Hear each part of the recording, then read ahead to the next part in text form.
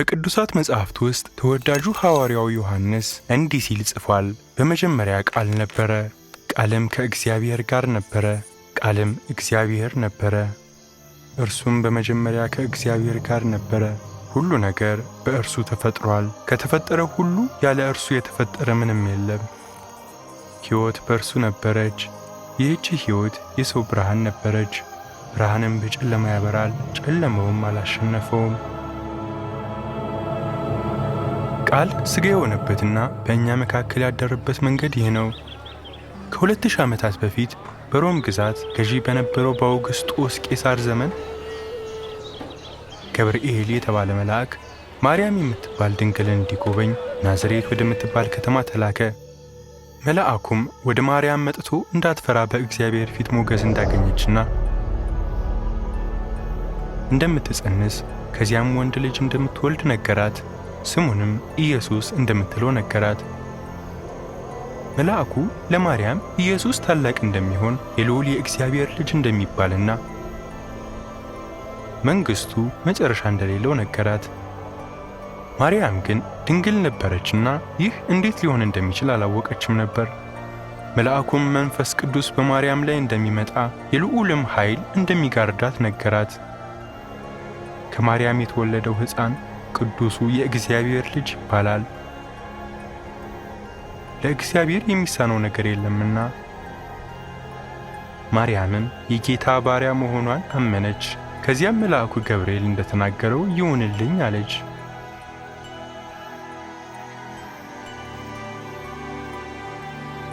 የኢየሱስ ውልደት የመጣው እንዲህ ነው። ማርያም ዮሴፍ ለሚባል ሰው ታጭታ ነበር። ነገር ግን ወንድ ሳታውቅ በመንፈስ ቅዱስ ኃይል ጸነሰች። ዮሴፍም ጻድቅ ሰው ነበርና ማርያምን በሰው ፊት ሊያጋልጣት ስላልፈለገ በግል መተጫጨቱን ለማቋረጥ አቀደ። የጌታ መልአክ ግን በሕልም ለዮሴፍ ታይቶ ማርያምን ሚስት አድርጎ ለመውሰድ እንዳይፈራ በማኅፀኗ ያለው ሕፃን ከመንፈስ ቅዱስ የመጣ እንደሆነ ነገረው። መልአኩም ለዮሴፍ ማርያም ወንድ ልጅ እንደምትወልድ የሚወለደውም ሕዝቡን ከኃጢአታቸው እንደሚያድናቸው ነገረው። ይህ ሁሉ የሆነው የእግዚአብሔር ነቢይ በሆነው በኢሳይያስ አንደበት እንደተነገረው ነው። እነሆ ድንግል ትጸንሳለች፣ ወንድ ልጅም ትወልዳለች፣ ስሙንም አማኑኤል ይሉታል። ትርጉሙም እግዚአብሔር ከእኛ ጋር ማለት ነው። ዮሴፍም ከእንቅልፉ ነቃ። ከዚያም የጌታ መልአክ እንዳዘዘው ማርያምን ወደ ቤቱ ወሰዳት። ይሁን እንጂ በእርግዝናዋ ጊዜ ከእርሷ ጋር አልተኛም። በዚያም ወራት ሕዝቡ ሁሉ ለግብር እንዲመዘገቡ ከአውግስጦስ ቄሳር ዘንድ ትእዛዝ መጣ። ስለዚህ ዮሴፍ ከማርያም ጋር ለመመዝገብ ከናዝሬት ከተማ ወጥቶ ወደ ይሁዳ ቤተልሔም ወደምትባል የዳዊት ከተማ ሄደ።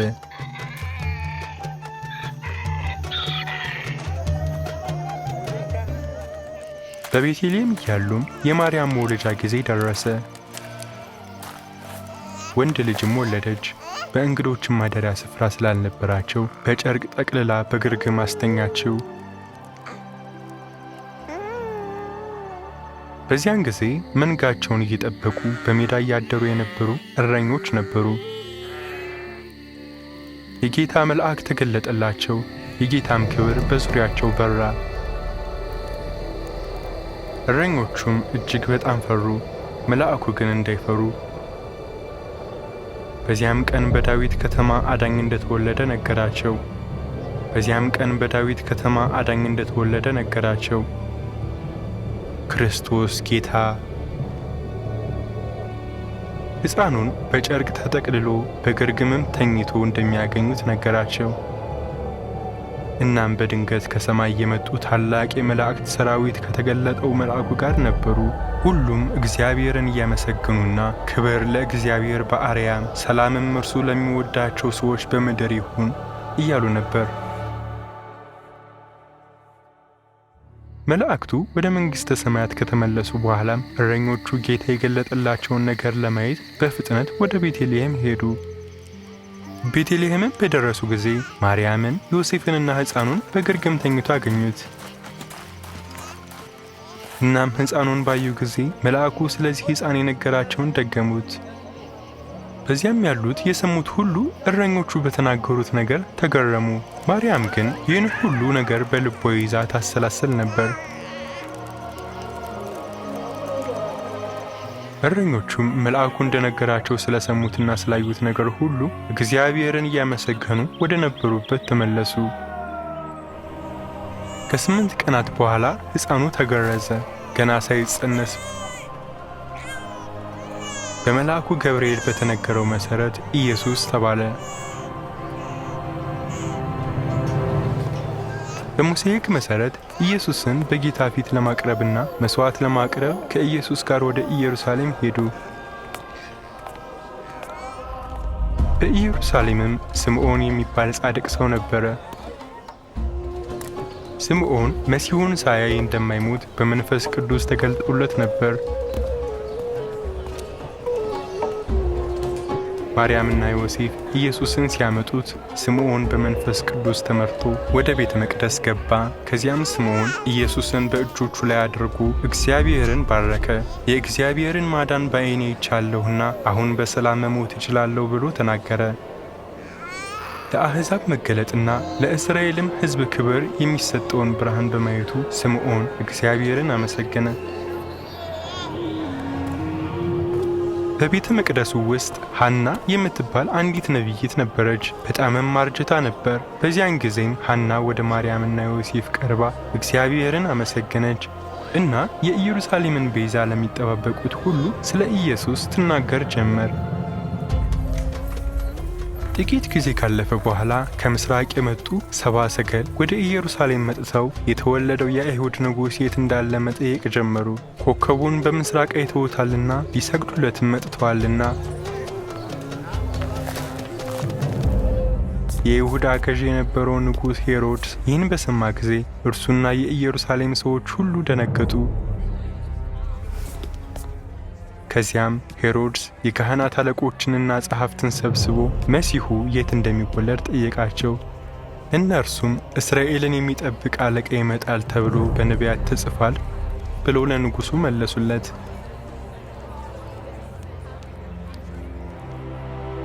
ከዚያም ሄሮድስ 70 ሰገልን ለብቻቸው ጠርቶ ወደ ቤተልሔም ሄደው ሕፃኑን በጥንቃቄ እንዲፈልጉትና ባገኙት ጊዜ እርሱም ለሕፃኑም እንዲሰግድ መጥተው እንዲነግሩት ነገራቸው።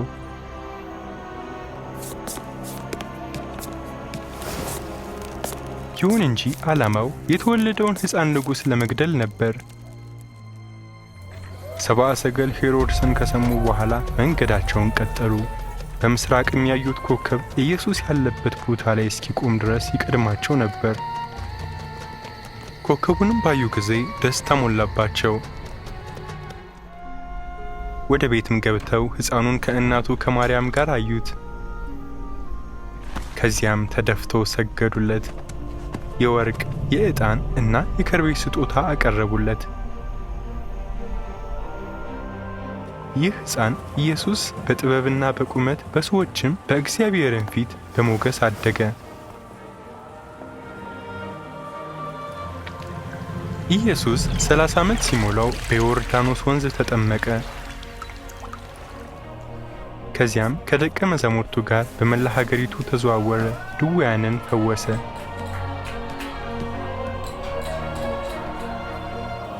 በርካታ ሕዝቦችን መገበ።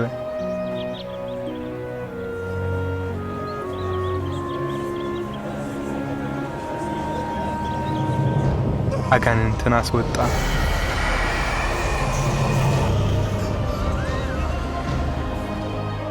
አልፎ ተርፎም ሙታንን አስነሳ።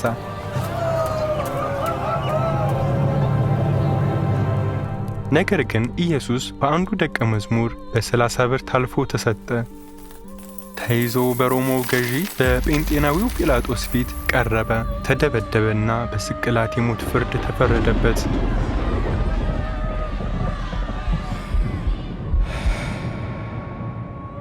የኢየሱስን አካል በመቃብር ውስጥ አድርገውት ነበር እና ከፊት ለፊቱ ትልቅ ድንጋይ ተንከባሎ ተደፍኖ ነበር። በሦስተኛው ቀን ግን ኢየሱስ ከሙታን ተነሳ። እርሱ ክርስቶስ መሆኑን አረጋግጧል። ጌታ እና የልዑል እግዚአብሔር ልጅ።